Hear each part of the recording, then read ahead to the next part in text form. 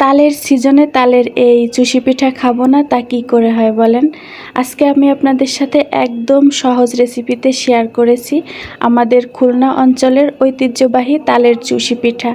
তো চলেন শুরু করে আজকের ভিডিওটা। আসসালামু আলাইকুম। তালের চুষি পিঠা বানানোর জন্য আমি প্রথমেই তালটা চুলায় বসিয়ে দিলাম।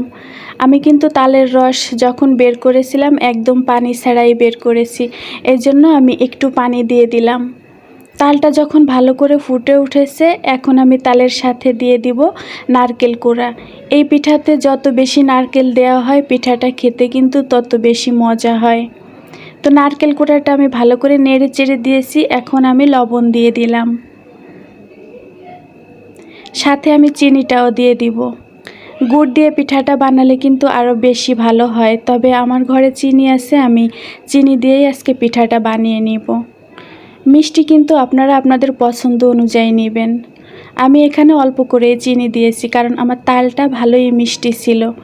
চিনি লবণ দিয়ে ভালো করে নেড়ে চেড়ে তালটা ভালো করে ফুটিয়ে নিয়েছি, দেখতেই পাচ্ছেন। এই পর্যায়ে আমি দিয়ে দিব চাউলের গুঁড়া। এখানে কিন্তু আমি ভেজা চাউলের গুঁড়া দিয়েছি, শুকনো চাউলের গুঁড়া দিয়েও পিঠাটা হবে। তালের সাথে চাউলের গুঁড়াটা আমি ভালো করে নেড়ে চেড়ে একটা কাই করে নেব, ঠিক যেভাবে আমরা রুটির কাই বানিয়ে থাকি।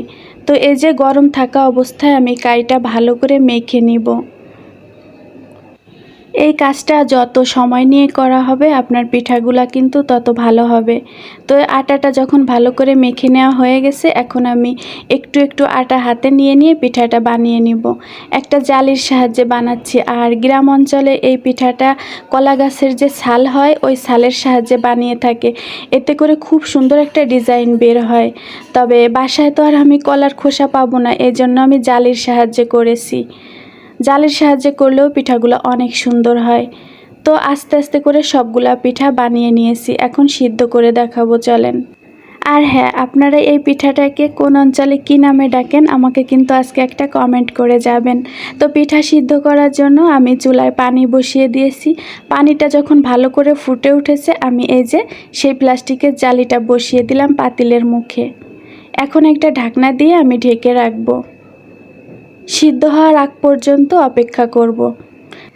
তালের এই চুষি পিঠাটা সিদ্ধ হতে কিন্তু বেশি সময় লাগবে না, 10-15 মিনিটের ভিতরেই সিদ্ধ হয়ে যাবে। এই পর্যায়ে আমি ঢাকনাটা উঠিয়ে দেখব, আর আলহামদুলিল্লাহ পিঠাগুলো খুব সুন্দর সিদ্ধ হয়ে গেছে।